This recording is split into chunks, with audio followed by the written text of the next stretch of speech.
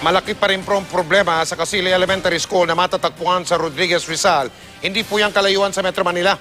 Wala pa rin tulay papunta sa naturang eskwelahan, kaya para makarating doon, magpapaanod sa ilog ang mga estudyante gamit ang salbabida.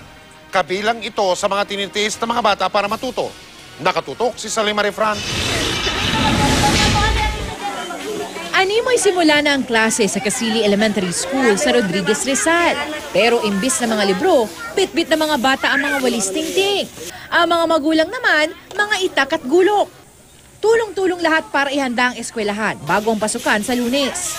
Ang 4 na classroom, lumang-luma na. Ang isa nga rito, dekada 70 pa.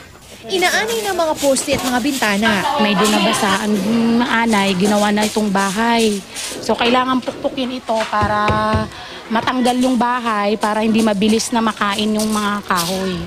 Si Lolo Junito, katuwang ang mga lalaking mag-aaral sa pag-aayos ng mga upuan. Ilan na lang nga ang mga ito, karamihan, sira pa. Kaya kahit mga lumang pako, tinutuwid niya para makumpuni ang mga upuan. Wala naman po kami maasahan, kundi talagang kailangan tulong-tulong kami mga magulang dito. Pininturahan na rin ang mga bintana para magmukhang bago. Kaya lang, tinapos sa pintura. Kailangan ding ayusin ang mga yerong kinakalawang at mga sawaling mga pader na butas-butas na. Pero sa kabila ng sitwasyon ng eskwelahan, tumaas ang bilang ng mga nag-enroll ngayong taon. Dahil daw ito sa tila bagong pag-asang dala ng mga tumutulong sa eskwelahan matapos mapanood sa GMA News ang kanilang kalagayan. Pero mas marami pa sanang batang makakapag-aral, kundi pahirapan ang pagpasok sa eskwelahan. Karamihan kasi sa mga estudyante, araw-araw na nagpapaanod gamit ang mga salbabida sa mapanganib na ilog para lang makapasok.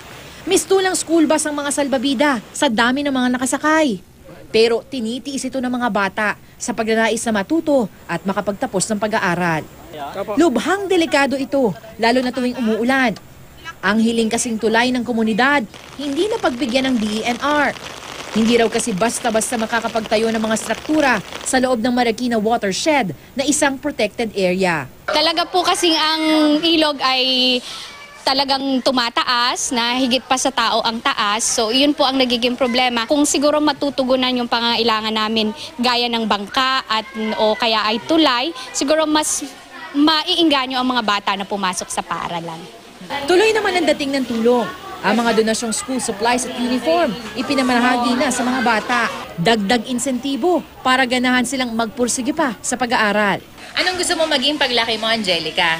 Gusto ko pong maging teacher, businessman, doktor, engineer. Gusto ko pong maging sundalo.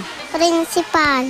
Sabi nila ang karunungan ang natatanging yaman ng isang tao. Dito sa Casili Elementary School, nakita natin na kahit salat sila sa kagamitan at mga pasilidad, ang kanilang natatanging yaman, ang mga estudyanteng ito na handang-handa at gutom na matuto. Salima Refran, nakatutok!